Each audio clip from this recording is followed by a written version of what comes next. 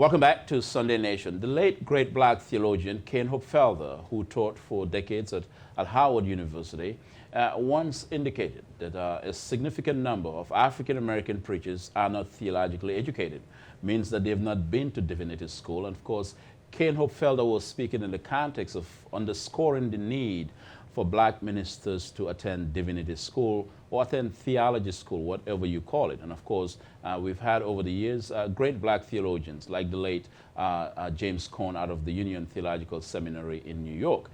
Here to talk about the importance, of course, of theological education is Benjamin Burns II. He's a graduate student at Duke University School of Divinity. From Renaissance High School to Duke University School of Divinity, quite an accomplished feat. Thank you, sir, and thank you for having me here today. You know, I wanted you in because, you know, when I think about the black church, I think about what Kane Hopfelder said about the importance of theological education. You have your undergrad in African American Studies, correct? Yes, sir. And now you're at Duke University School of Divinity pursuing a graduate degree. Yes. Talk about that journey. Yeah, so grew up in ministry under my father, who's a pastor. And I always knew ministry was for me, but I wanted to take the right steps to get there. I didn't want to take the traditional step and just your father retires and you're the pastor's son, and so by nature the church is yours. I felt as though there was a lot of outside learning I needed to do to be in that situation, you know, properly and formally. So right. That's why I'm at Divinity School now. I want to learn from all kinds of people, and at Duke, it's a great place to be. I have teachers that are Methodist, Catholic, Lutheran, Baptist, Kojic, Apostolic, right. Everywhere.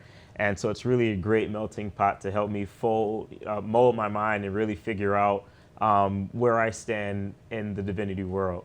So you are being tutored by a rainbow faculty? Yeah, it's a beautiful thing. My Old Testament professor, she is a minister in the Catholic denomination, and my New Testament professor is a minister in the Methodist denomination. And there's just people from all walks of life there.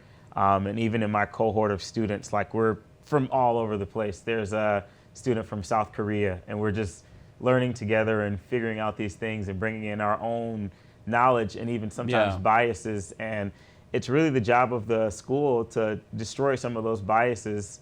The first day of my Old Testament class, my professor walks in and she goes, if you guys leave out at the end of this semester thinking the same way you walked in, I did my job as a teacher, but you failed to do your job as a student.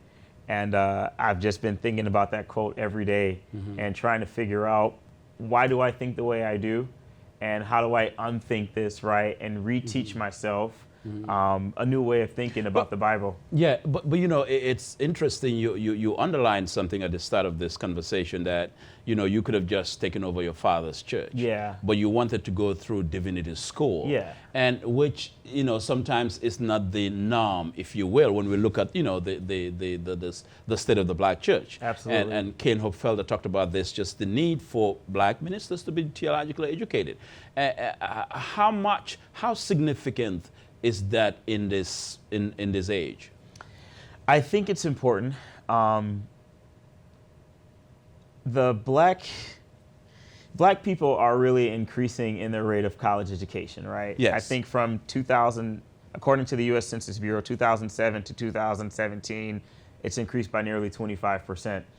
According to the Associated Theological Schools, black ministers have only increased by 8% as far as getting their theological training or, you know, Masters of Divinity or whatever. So the people that we're speaking to are becoming educated more quickly than the preachers. Than you, the minister. Yes. That's an interesting dynamic. Yes. And so I think the church is really shifting from the preacher or the pastor speaking to the hearts of the people and more to the minds of the people. And I think I have to be able to give something different, right? And, you know, my father's wonderful and so many people that have come before me, but I just think we're in a different time now. Yeah. And the people are in a place of where they want to be taught more than entertained, you know? So that's why I'm in divinity school now. I'm there to learn, you know, I'm there to learn and soak up as much information as possible, even from the way that we read the Bible. It's it's shifted and it's changed from the first couple of weeks of divinity school.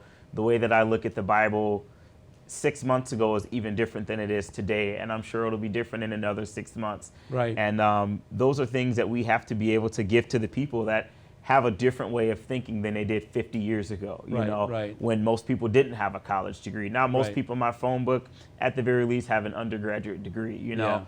So I need to be able to speak to those people. Right.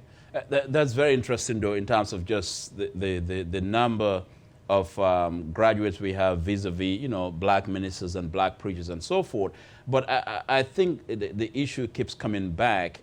And that is, you know, when we look around, it's you know, we can talk about, you know, you hear, you know, so-and-so is going to law school. Yeah. You know, so-and-so is in medical school. You know, it becomes this, it's a trendy, you know, so-and-so is in journalism school, engineering school. Yeah. And for some reason, theological education, it's not as pronounced, you know, in that same context as it should be, even though it is significant. Yeah.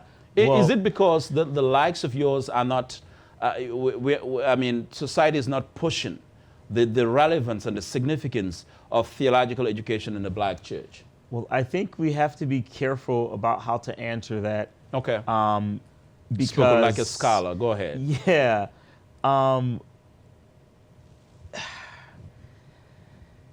Okay, in my current cohort of classmates, from what I remember, there was about 2,000 that had applied, and there's around 50 of us, and there's probably 20% black, right? So what does that look like? You know, I don't know how many people had applied, you know. Yeah. Duke is a very expensive school, right? Yes, and yes. higher education is expensive. Yes, that's another factor. You know, there could be so many things that go into it, you know. Maybe people can't afford divinity school. You know, naturally, I would like to say that everyone should go and it's so important, but there could be other factors involved. But the way that I look at it, you know, Bankole, I wouldn't go to a doctor that hadn't gone to medical school, or, you know, I wouldn't hire a lawyer that, or probably legally couldn't even hire a lawyer, right? That doesn't have his JD. Right. But for whatever reason, it's much easier to get into the field of ministry and without the requisite, without, you know, in certain denominations, right? In certain denominations.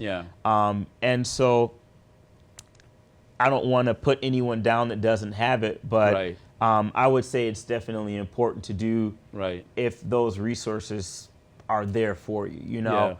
But like I said, there could be other factors involved. Some of my classmates, their churches are paying for them, right? Like, these aren't pastors, you know, like, hey, great that you're doing this. Go ahead, here's $20,000. And I'm paying out of pocket, you know.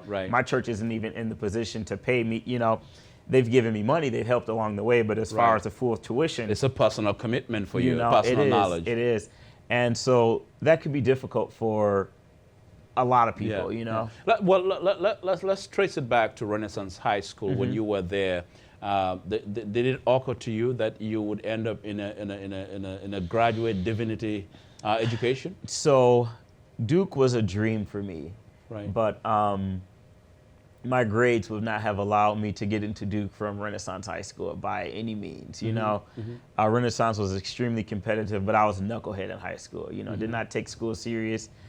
And probably my first couple of years at Eastern as well, I was just going through the motions because that's what we were supposed to do.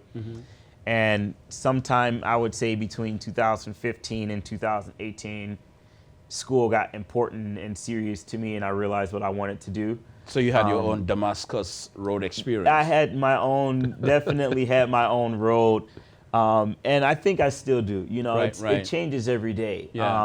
But I think that's really the beauty of even, you know, Masters of Divinity. It doesn't just have to be preaching, you know. You can be a ministry chaplain. You know, you can do that for the police. You can do that for the Army, you know. You can work in hospitals, you know. That's true. Counseling. So there's so many different avenues you can take. But beyond just the church. Beyond just preaching, you know, to the pulpit. So, you know, what does that look like for me in 5 years? I don't know. But definitely soaking up as much knowledge from so many greats while I'm there is just like my number one priority. So when you went into Duke, what was at the back of your mind the first week you were at Duke as a graduate student at Divinity School? I had a lot of imposter syndrome when I was there, right? I'm looking around and I'm hearing about all these accolades and accomplishments that all these other people have done, and I work here, and there's a medical doctor in my cohort, and there's a dentist, and a pastor of a mega church, and a Florida governor, you know, a former governor in Florida. In your class. Right, and there's me. Right. You know, from Detroit. From Detroit. From Renaissance High School, trying to find my place, you know. Right. And that's what's so awesome about Duke is that is my place. I fit in there, you know. Right. And it's an extremely challenging program. But I really find solace in that because I'm talking to a pastor of a megachurch telling him how I'm really struggling with this article about Ezekiel. And he's like, I didn't even read it yet, you know? So it's really a beautiful place because you're making all kinds of connections and relationships, which is so important as well because, I mean, growing up or just seeing, you know, going into certain churches, guys use the same guys or ladies or pastors use the same group of friends, right? From down the street to come preach to my people, and now we're giving the same information because we've been taught from the same places. Now, what does it look like when I bring a Methodist pastor from Grand Rapids to my church to talk to my people, right? Or I bring someone from South Korea to give his perception with his own experiences about whatever book, you know? So taking aside information, those relationships I will never get anywhere else in the world outside of Divinity School. For those who are watching this program from the Black church perspective, though, what do you think is perhaps underappreciated about theological education? Wow, what's underappreciated? Because, I mean, you're laying out the experiences for us. I mean, the mosaic of the knowledge, the fountain of knowledge that has already met you and who is in your cohort and so forth. What is underappreciated about theological education for? You know, I think many people think that the information they can get on their own, which is true, because everyone has a bias. My Old Testament professor has a bias about the scripture. My New Testament professor has a bias about the scripture. But it's a melting pot, right? So I'm taking what this person teaches me and what this person teaches me versus one person, right? Like my head pastor or my bishop or whoever might be my shepherd of ministry, who also has their bias. Now I'm taking all of these different pieces of information and forming it into my own and really figuring out where do I fall in all of this information. So did I answer your question? Well, you did. I mean, you tried to lay. I mean, I think you answered my question more in the scholarly approach, showing me the different alternatives that exist. But a final question as we round up here, though, what would you say to a student who is looking to go to theology school and is wavering, undecided? Well, outside of the scholarly approach, from a spiritual approach, I would say pray about it because it's extremely important, and it's a commitment. And it can be a very unsettling commitment, like reading what you think you know and being told by someone that makes a claim and can back it on evidence that what you've been told for the last 20 years is wrong, and it's potentially dangerous to continue this way of teaching or this way of thinking. So I want you to go home, study this information. It's wrong. Come back with a new frame of thinking, and make a claim based on that. So it can be very unsettling in that. So having a strong spiritual foundation is very important. So I would say number one, praying about it. Number two, making sure that it's the right decision you want to do and for the right reasons, I don't want to go because I just want to put PhD behind my name, but I want to go because I want to do this for me and I want to learn more about it. And then number three, making sure it's the right place for you based off of faculty, location, and cost. Congratulations on your journey. Thank you.